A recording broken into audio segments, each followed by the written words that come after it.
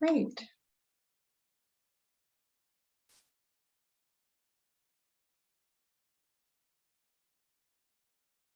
So I'm putting this in the chat for those who are joining to all the, if you know of someone who just prefers doing things on YouTube rather than Zoom, this is the link to the live stream. Welcome all. Thanks for joining a few minutes early.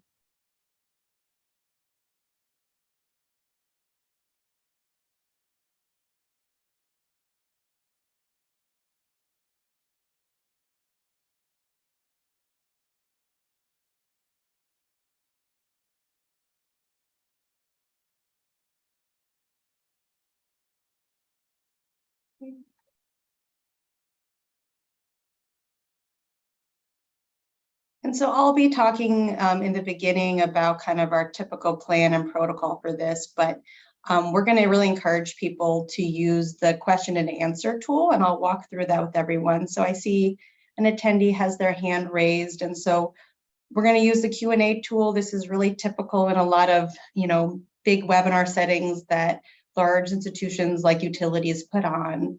And then at the end of the meeting, we're going to have about 10 minutes for people's own voices to come into the conversation.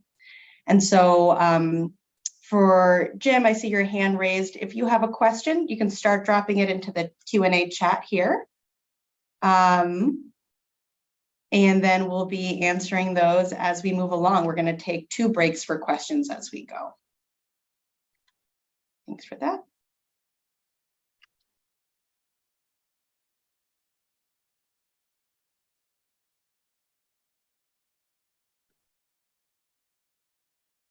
So we'll collect all the questions and then answer them in a batch after we get going.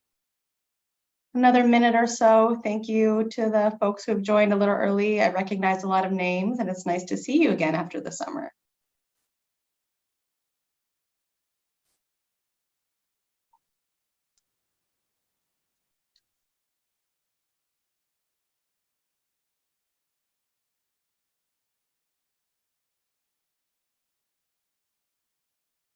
Great. Thank you all for using the Q&A tool. I know it's going to take us a little while to get used to the webinar feature. The webinars have some great things about them, and also sometimes you can't see other participant names and things like that, but we can post things after the meeting. Got a nice crowd joining us here just at 1 o'clock. Let's give everyone another few seconds for finishing their lunch and joining us.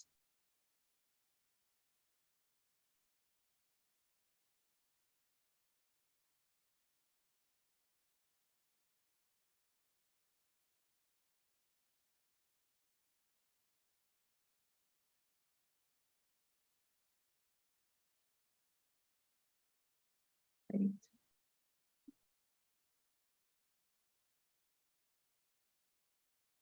Beautiful. Well, we've gotten a pretty good critical mass here. I see a number of people have joined us. So let's get started. I'll just start by introducing myself, and then we'll have a chance for the presenters to introduce themselves. My name is Sophie Glass. I'm a facilitator with Triangle Associates, and my job as a facilitator is not to be the subject matter expert, but really to be the guardian of the process. And so with that in mind, I'm just excited that Puget Sound Energy is rolling out this new webinar model that's bite-sized, it's an hour, and it's an opportunity for people who may not be energy experts to join the conversation. And that is the result of a number of people during the last IRP cycle really encouraging Puget Sound Energy to make this process more inclusive. And so here we are during the first webinar. But as your facilitator, I'm just going to put in the chat here, feel free to reach out to me afterwards if you have any thoughts. I just like to be connected to all the good stakeholders who give up their time. So you can go to the next slide, please, Claire. So as I mentioned while we were warming up here, the webinar is a new tool that Puget Sound Energy hasn't used in the past. They've used the Zoom meetings tool. And the why of the switch is, as a practitioner doing this work, we really see that this is the norm across major institutions, trying to have a lot of people in one conversation, that the webinar tool allows just easier moderation. And so the tools that are available to you, this is me playing your tech specialist, is that the chat is an opportunity to view messages from the host, so from us. So it's kind of a one-way flow of information. I sent you the YouTube link, I sent you my email, all the rest. The raise hand tool, we're really going to use during the public comment period at the end. That's a chance for you to get your voice into the conversation. We want to hear from you after you've digested the information during the first 50 minutes. The tool that you can be using throughout the meeting is that Q&A tool, the one with the little, the two little chat bubbles. And that's at the bottom. And that's the opportunity that you will enter questions in the chat. Puget Sound Energy will see them. And then we're going to take 2 breaks to just batch the questions and answer them at once. That really helps PSE gather their thoughts. It allows you all to kind of take in the information and then strategically pause. If there are any questions that Puget Sound Energy can't answer on the spot, there is going to be a process and a feedback form where Puget Sound Energy will write in the response and we'll post it on PSE's website. So your question will get answered and we'll do as many as possible live because we know that is most satisfying. So then the next piece here is show captions. If you're someone who has trouble hearing or just prefers to see, you can click the captions buttons and that's how you can really watch what's happening verbally on the screen. They also make some funny mistakes. So if you want to laugh, you can turn those on as well. So next slide, please. So the webinar chat log and transcript will be recorded and posted at pse.com/IRP. And if I can ask my colleague, Zach, to put that in the chat for everyone, so you can bookmark that if you're joining from a laptop. And I mentioned the live captions. And through all of this, because this is a new tech platform, you can contact my colleague, Kim, or, Pauline is probably the best one to use right there. Pauline, can you put your email into the chat? And there we go. If you're having a tech issue, please directly reach out to Pauline and we'll work through it. And thank you for being open to new technology. Next slide, please. So my request as your facilitator, let's engage constructively, courteously. My job is to guide the group process, which sometimes means pausing one conversation to move us to the next. Again, the point of this kind of more bite-sized introduction to energy planning is to allow others to understand. So, watch your acronyms. If you come up with a question later or in this hour-long forum, we don't get to everything, we will have a feedback form. And so I'll put that in the chat in a moment. And then let's focus, and actually let me ask Meredith, can you just drop that in the chat right now, the feedback form? Thank you. Aim to focus on the webinar topic. These are going to be topic specific. And then really that voice will come in after PSE's presentations. Next slide, please, Claire. So for those of you, if this is your first Puget Sound Energy meeting, welcome to a long-standing tradition at PSE where they begin their meeting with a safety moment. So September is National Preparedness Month. I didn't know that. And so just know what disasters may affect your area. I think we can all guess in the Pacific Northwest. If you keep a NOAA radio, turn to your local emergency station is good. And then download the FEMA app is another nice idea. And Zach, can you just paste in the chat www.ready.gov in case you also want to bookmark that page? I definitely did after knowing about Safety Month, the Safety Month. All right, next slide, please. So here's our agenda. Like I said, we're keeping it to a tidy hour. I'm going to turn it over in a minute to Kara Durbin, who's going to kind of give an overview of the integrated resource planning process. We'll collect all those questions and do answers live, or we'll flag them to respond later on. I'll then turn to Ray Outlaw, who's also from Puget Sound Energy. He'll talk about the new engagement approach that PSE is using for this 2025 cycle, do some more Q&A. We have some polls we want to ask you, get some feedback on different topics and how you want these webinars to work for you. And like I said, at the end, we'll have 10 minutes. The first 5 people who want to do public comments, we'll give them 2 minutes, and then we'll adjourn at 2 o'clock. So next slide, please. So allow me to introduce the two main speakers. Kara Durbin is the Director of the Clean Energy Strategy of Puget Sound Energy, and Ray Outlaw is the Manager of Communications Initiatives within the kind of clean energy strategy sphere. So I'm going to turn it over to Kara first. Next slide, Claire. Thanks, Sophie. Can you hear me all right? Perfect. Well, good afternoon and welcome everyone to our first public webinar for this 2025 Integrated Resource Plan, or IRP. It's good to see some familiar faces logged in online and some new ones, so thank you for making time to spend with us. As Sophie covered at the outset, we're making some changes to our engagement approach for this cycle. And this is really our first public webinar, and our plan is to have a few of these over the course of the IRP process.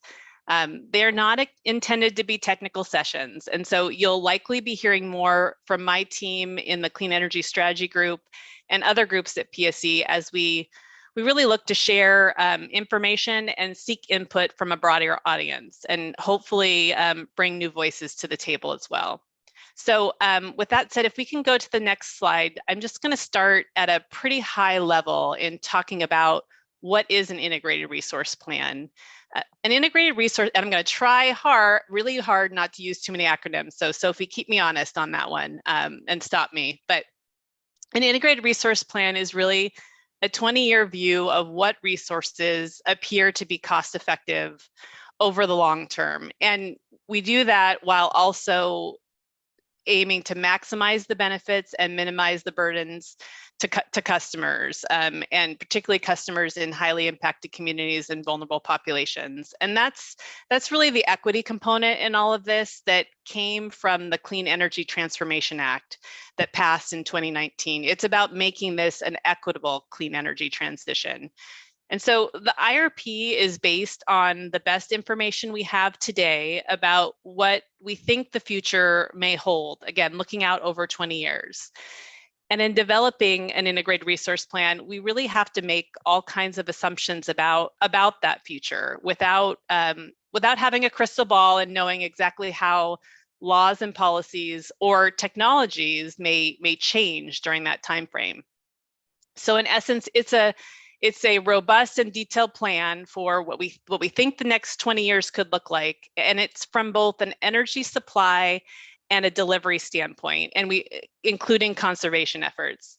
I should back up a little bit. And when I say energy supply, what I mean is the generation sources, whether it be hydropower, wind, solar, or natural gas fuel generation, to name a few examples. And then so we look at the energy supply and we also look at energy delivery. And when I say delivery, we're really referring to both the transmission system that delivers high voltage power, typically over longer distances. And then we mean not just that system, but more of the distribution system, the local lines that you see in your neighborhood that deliver power directly to homes and businesses. So the IRP considers both, and planning for both the sources of energy we may rely on and the delivery system to get it there. One final note, it's a plan, and as such, it doesn't make resource decisions in it or decisions about what programs or actions PSE will implement. It's a plan, and it's a great starting point. Can we move to the next slide, if you would? So today we want to talk to you, again, first public webinar, and as Sophie noted, we're trying out new things. We want to talk to you about our IRP work plan, what we have in mind so far in terms of topics, and get your ideas and input on the work plan. You'll see the schedule here on the slide. We're scheduled to file our IRP work plan on October 1st, as scheduled, and then we'll spend the next year working through the analysis, holding both public webinars and technical meetings, working towards pulling together our draft electric and our draft gas IRP, which under our schedule will be made available on September 1st of 2024. And then you see the final filing deadline for the electric and gas IRP of January 1st, 2025. So those are the deadlines that are established for us in rule. PSE can ask the commission to change those deadlines, and we have sometimes done that in the past. And one thing that might lead us to think about asking the commission to change those deadlines is if we were to if things substantially change, or if we are making significant changes to our process, then asking for some sort of change to those deadlines might be appropriate. But otherwise, this is the schedule we have in rule that we are planning towards at the moment. Can we go to the next slide, please?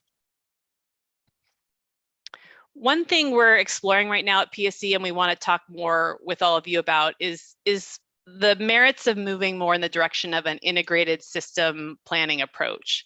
The goal, as you see listed on the slide, is to move towards better integration of that delivery system planning, both assumptions we make about the distribution system and the transmission system, how that fits into both our traditional IRP modeling, but also how we take into account our resource acquisition process.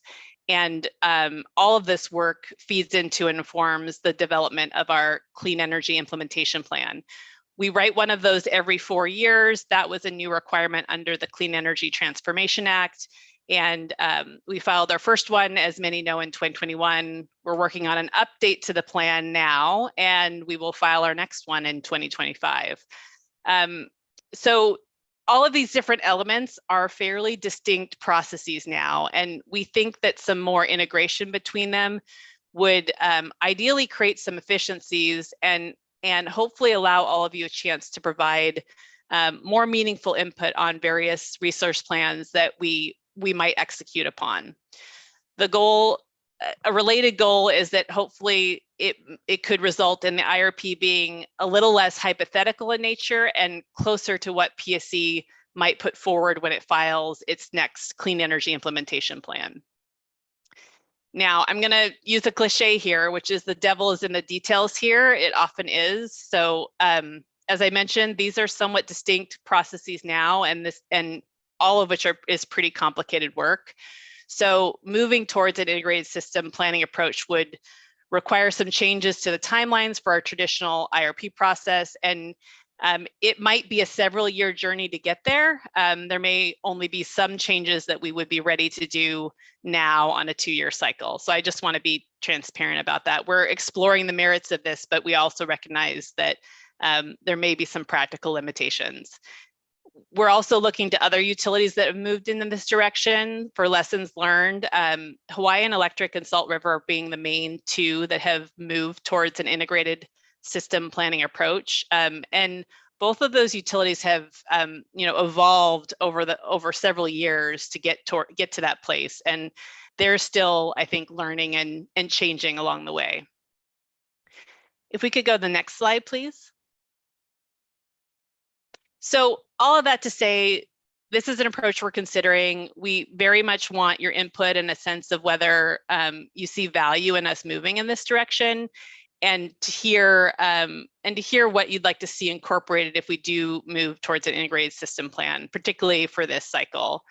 And there will be a lot of details, as I mentioned, for us to sort out. And so we would want to work through many of those details in collaboration with our new technical advisory group, the resource planning advisory group that we intend to launch next month, and that Ray will talk a little bit more about in the next section. Next slide, please. So in the meantime, we are still very much preparing to file our IRP work plan, which is required on October 1st. And so it will include details about our planned meeting and engagement opportunities. And in particular, we'll have more details for what we plan to cover between now and the end of this year. We expect to update the work plan towards the end of this year, when we know more about whether we intend to move in an integrated system planning approach model, and have a better sense, if so, what that means for our work plan in 2024 and 2025. So we will be filing our work plan October 1st. We're hoping to get some input from you today, and we'll likely be updating it again later in the year. So I think that covers my section, Sophie. I think it's turn it back to you or Ray to go on from here. You got it. Yeah. So thank you, Kara, for laying the groundwork for us today. If you go to the next slide, Claire.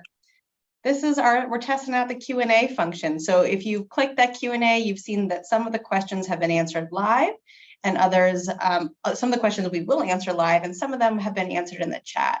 So just the first question, Jim Adcock asks, point of order, why can we not see all of the questions?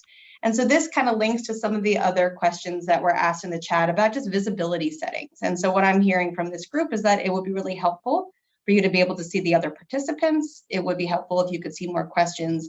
And so we're going to go back as just the facilitation team and do our Zoom webinar homework and to see what settings we can change. But I'm recognizing that you liked some features of Zoom meeting that allowed you to see each other and see the questions. So thank you for that question, Jim. The next question is, I'm going to look to Kara for this one. The question is, would the integrated approach also explore combining gas and electric IRP processes? That's from Kate Browns. Thank you for that question.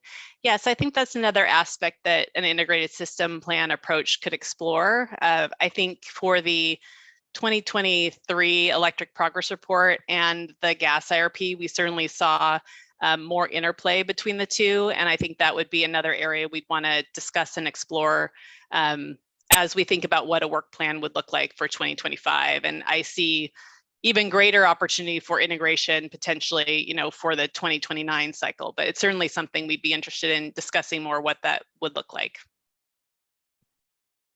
Great, I hope that helps, Kate. I'm going to open up my Q&A box. I'm not seeing any other open questions, meaning unanswered questions so far, but check the answered box to see. It seemed like there was a little bit of a lag in terms of the feedback form that Joel asked about, but it should be in there. And just for good measure, I'm repasting it, so you'll get it twice. I'll wait another few moments just to see if there are any other questions that have percolated. All right. All right, well, Ray, let me turn it over to you. So you can carry us on. And again, as questions arrive, even if it's about what Kara was talking about, drop those in the chat and we'll come back to it. So go ahead, Ray. Thank you, Sophie. We could go to the next slide, please. So hi, everyone, Ray Outlaw. I'm the communications manager for the Clean Energy Strategy team, work closely with the IRP team on the IRP in 2023 and again this year, or this cycle. So next slide, please. All right, so during the 2023 IRP cycle, we heard from interested parties that we need to do more in terms of engagement. That feedback asked us to take a hard look at our engagement in past cycles with a focus on growing how many people participate and the diversity of those participants. And going further, we were asked to engage communities in a meaningful way, especially those that have been historically marginalized in planning processes. And that, we think about historic marginalization, that's bigger than PSE, but certainly something that we can take a look at. So in reviewing that past work, we quickly realized that our past engagement had really trended towards extremely technical conversations, particularly in the IRP space. And we heard loud and clear that we needed a change. So we carefully reviewed the regulatory requirements and guidance related to engagement in the IRP because we must, first and foremost, meet our regulatory obligations. And through this process, we also consulted with commission staff to understand their concerns and recommendations. And so to that end, we developed an engagement process that meets those obligations, but also creates a more accessible environment for all. And we're learning in real time. This is the first Zoom webinar we've done like this. And so your feedback today is really helpful as we figure out how to best host these meetings in the future. And for those of you that were in IRP meetings in 2022 and 2023, this is going to feel a bit different for you today. And we're really working to ensure that there are more diverse options for engagement going forward. But also just to be clear, all the ways of engaging from the past cycle are still in existence today. Again, it looks and feels different, but the comment form, the public comment opportunities, and multiple meetings to engage are still on the planning horizon, are still in effect today. Next slide, please.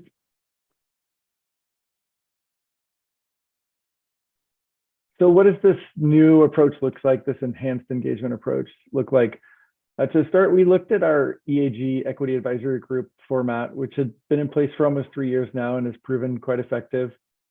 But it wasn't enough to simply model that approach here. We have a very different group of interested parties and a very different topic.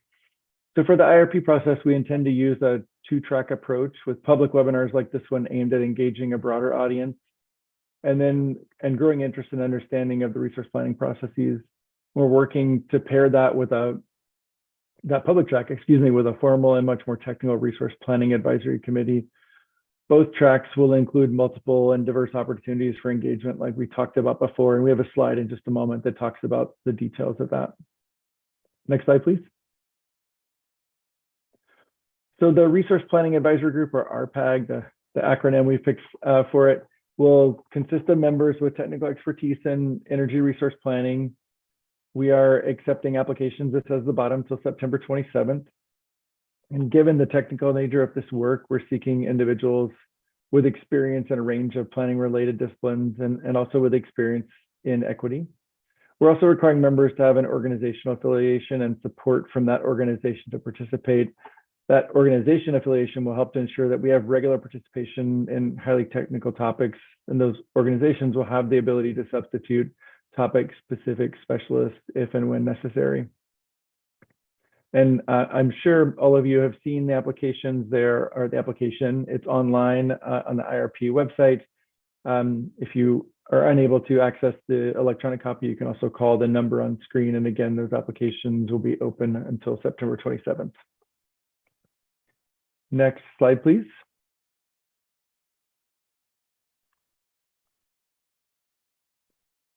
Okay, so how can you participate going forward? First, by attending this and future public meetings.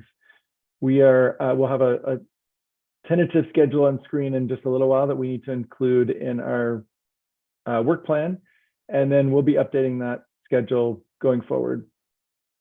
And during these meetings, there'll be opportunities to participate, like the Q&A that you've already used today and the comment session at the end of the meeting. Our PAG meetings will also be open to observe and include a verbal comment opportunity, much like today. Similar to the last IRP cycle, anyone may submit comments on the IRP process, and in addition, comments will be provided to the RPAG for review and consideration. And there will also be formal comment periods, written comment periods at key milestones, such as the draft IRP. Next slide, please. All right, so back to you, Sophie. Thank you. Yeah, so we're getting some good questions in the chat that we'll get to, but just as we're playing with all the tools today, we have 2 questions for you that will help PSE design these meetings to be a valuable use of your time. So the first question is an easy one. It's softball. The question is about when would these hour-long webinars work best for you? So Pauline, can you please launch the poll? I'll read aloud. So what time of day should we PSE hold future IRP meetings? The morning, the lunch hour, afternoon, the dinner hour, or mix it up? Have fun with it. And so there's about 40 attendees here. And so I'll just see if we can get, close to half of you to respond to the poll.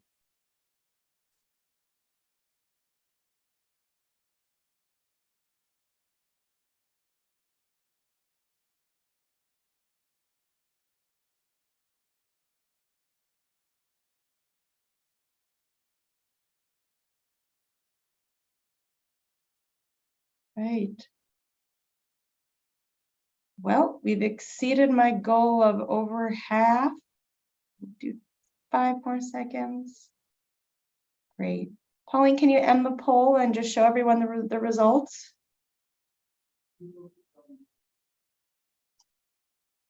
Okay, so you'll see a number of you really like the morning, a number of you like the afternoon, fewer of you like the lunch hour, the dinner hour. I think many of you like to eat your meals without hearing me chat in the background. So PSE will take this into consideration. So thanks for having that piece. We've recorded the results.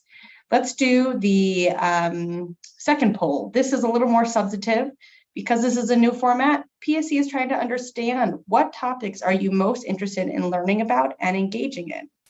So there are 4 options here. I'll read them aloud in case that's helpful for you. So the first is how utility resource planning works, how state and federal laws and policies impact utilities and customers, how conservation and customer side programs impact resource planning, and how PSE evaluates and selects resources. So let's see if we can get everyone to respond.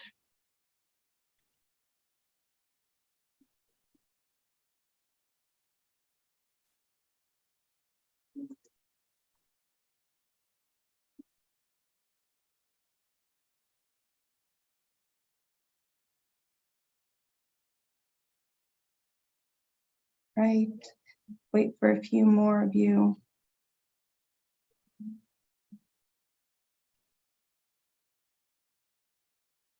All right, Pauline, if you wouldn't mind ending the poll. All right, so coming in in the lead, it's how PSE evaluates and selects resources. 95% of you want to know more about that, followed by how state and federal laws and policies impact utilities and customers. Next is how conservation and customer side programs impact resource planning. And then only a quarter of you wanted to know how utility resource planning works. So thank you for that. I know the team here will really take that into consideration. All right, next slide, please. All right, Ray, that's back to you. Sorry, thank you. I had to find the mute button. So what you see on screen here is our preliminary timeline for meetings that we'll include in that work plan that is due October 1st. And as you'll see, there are several public and RPAC meetings planned. And again, we're going to revise this over time based on the feedback we heard today, and also as I learn more about what information we can and should bring to all of you in these different formats. So I won't go through them line by line, but you're more than welcome to submit comments or questions in the Q&A. So maybe I will just quickly go through a couple in terms of the IRP kickoff on the 26th. Again, even though that doesn't have an asterisk beside it, we haven't identified those members yet, so that time might adjust depending on their availability. And the rest of the times are, again, tentative as we try to identify the right space and time for these conversations.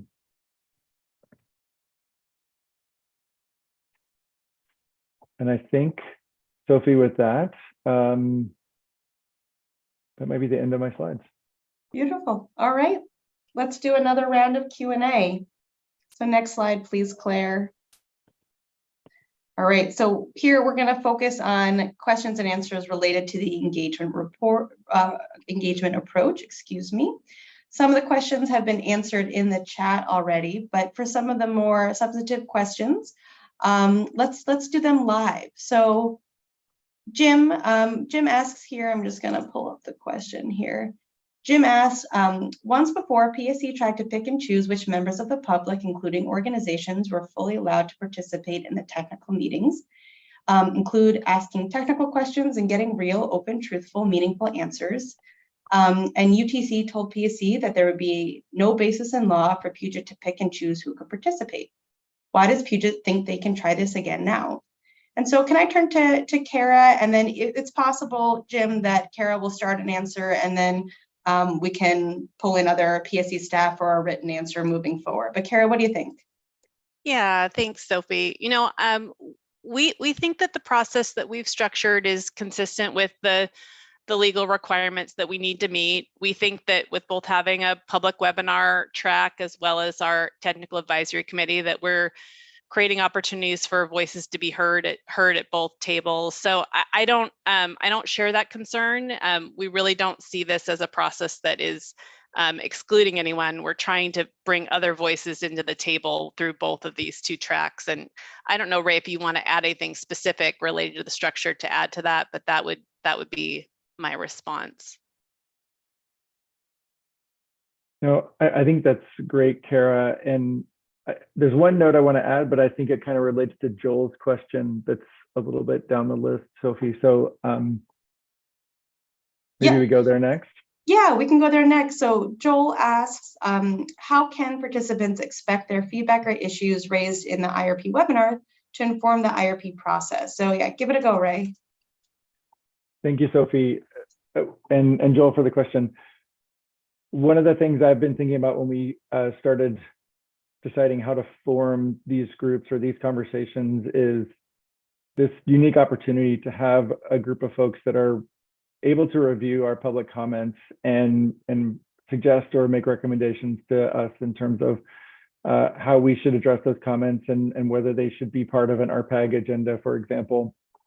And so as that information comes in, as I mentioned in a previous slide, we do plan to share all the public comments with the RPAG members and have a dialogue with them about how and where we should address some of those comments. We will also have our ongoing feedback log, and we'll be accountable to respond to comments as they come in. Yeah. Thanks for that, Ray. Yeah, sorry, Sophie. Thank you. No, was that good? Yeah, great. So that was Joel's question that we answered. And then Froylan, and forgive me if I mispronounced your name, Froylan asks, what are the main benefits of following a more integrated approach to the IRP process? Kara, can I turn to you?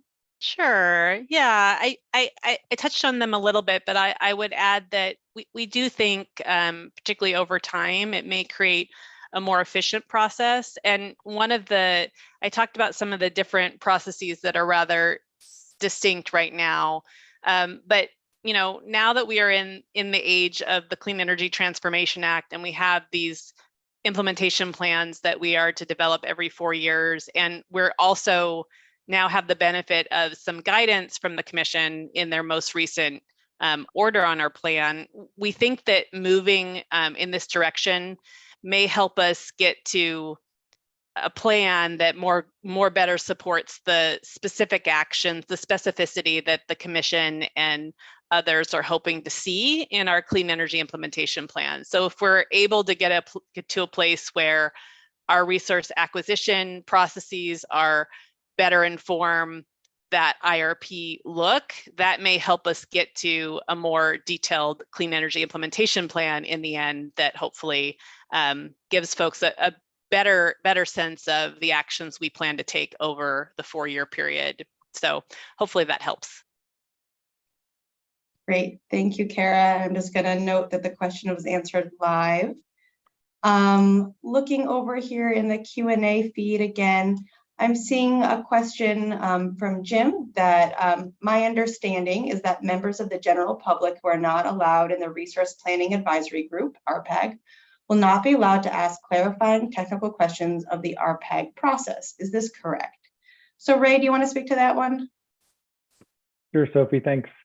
The format will be similar to what you have today, but the RPAG will be its own group in a meeting. So we won't have a space in real time to step into their conversations and have technical questions answered. We will have the public comment period at the end, and we will have the ability to, you will have the ability to send questions via email or through the public comment form. Thanks for that, Ray. So scanning here in the Q&A, I don't see any more open questions, but let me slow down my voice and just scan the virtual and in-person rooms. Great, we have a question here from Don that I think that Ray can also answer. Don is asking, can the public listen to an RPAG, Resource Planning Advisory Group meeting, even if they aren't allowed to contribute? Ray? Yes, absolutely. And it'll be a similar format to this, as well as likely live streamed via YouTube, similar to this as well. Yeah. Okay. One more glance here. So not seeing any open questions or anything. Claire, next slide, please.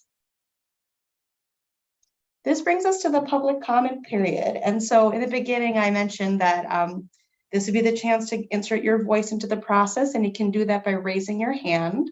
We'll take the public commenters in the order in which their hands were raised. So I think I saw one at the onset, and we can keep adding as we go. I'll set a timer on my phone because we're looking for about 2 minutes per public comment. And with that, if anybody would like to, there we go. I see one hand with Don Marsh, and then prior to that, Jim Adcock at the start of the meeting had his hand raised. Jim, do you just, at a deference of you were the first person in there, did you want to re-raise your hand, Jim? Okay. Well, perfect. Jumping around. Perfect. We're going to do Jim Adcock, then Don Marsh, and you'll see that I'm going to press a very powerful button called Allow to Talk. So Jim, your 2 minutes starts now. Okay, I think I'm on mute now. I want to clarify, I'm representing Sierra Club. Sierra Club objects to the new format, which in practice we believe freezes out public participation, including myself, who has been involved in the IRP process, including all the technical aspects for 15 years now. I have been effective in that public participation. For example, after a decade of work forcing Puget to update their weather data, which was 80 years out of date, to now somewhat better climate modeling data, but that data is still flawed, and we would like to get Puget to fix that.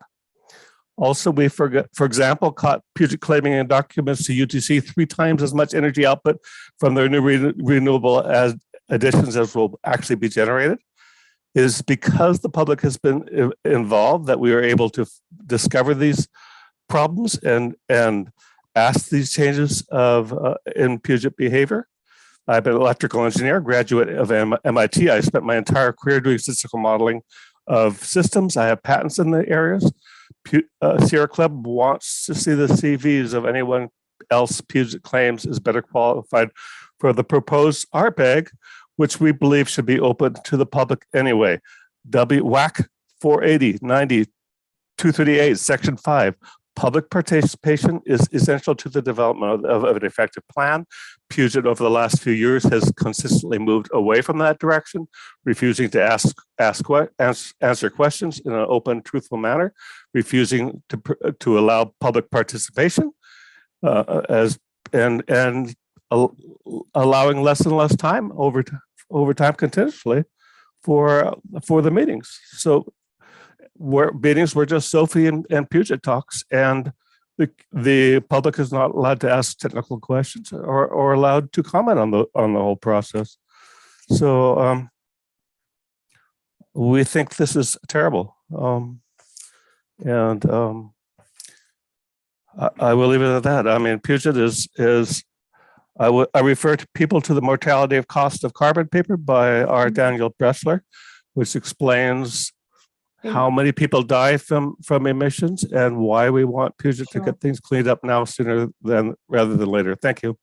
Thank you, Jim. Thank you. Appreciate those comments. Thank you for sticking just perfectly to that 2-minute time frame. And yeah, we've logged your comments here. So I'm going to shift to Don Marsh. I'm going to promote Don, allow him to talk. All right, can you hear me? Sure can. Oh, great. So I'm Don Marsh, representing Washington Clean Energy Coalition, and I also have some of these same concerns. So I've been involved in IRPs now for close to a decade. I think the first one I participated in was the 2015 one, and at that time I had no particular qualifications to participate, and yet because PSE allowed members of the public to participate in the IRP advisory groups, which was the only meeting format at that time, I was able to learn a lot about this process, and so now I think I'm fully qualified now to be a resource planning advisor. But if I had been excluded back then, I don't know how I would have gained the knowledge and experience that I have today that enables me to participate.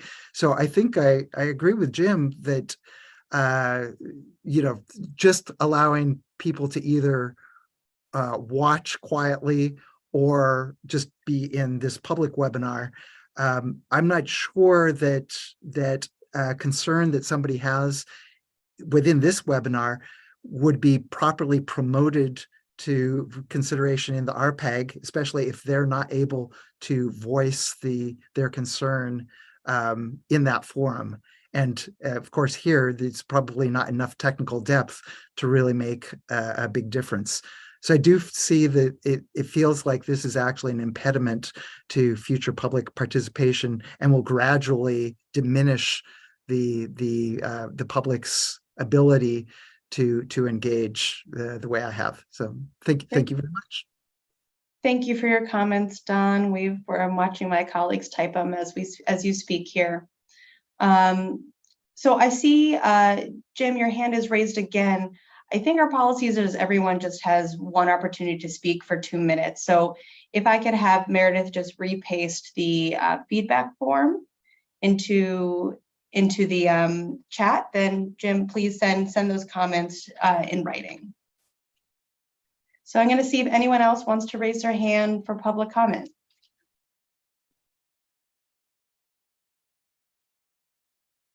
Scanning, scanning, scanning. Anybody else want to share any thoughts or concerns?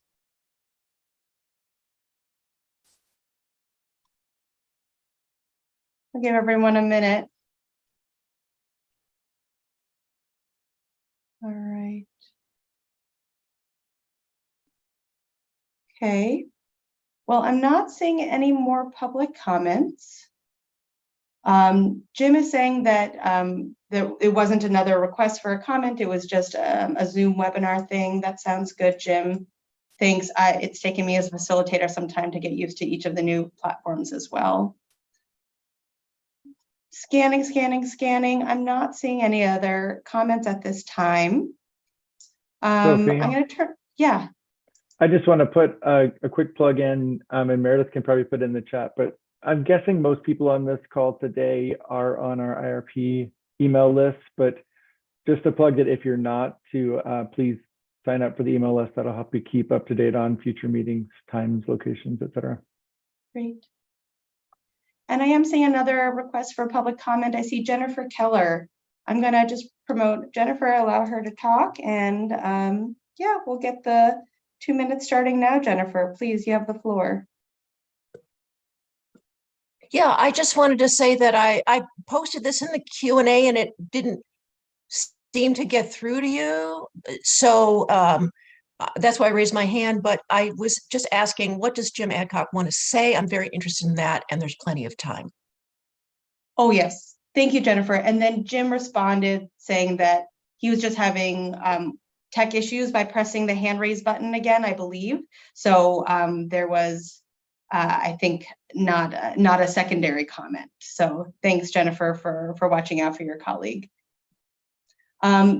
Another question is about how do you sign up for the email mailing list? And I think, Meredith, you're answering that question in the Q&A, but I also see in the general chat, there's a link to that as well. Spread the word. We're looking for a number of new participants to join in the resource planning process. All right.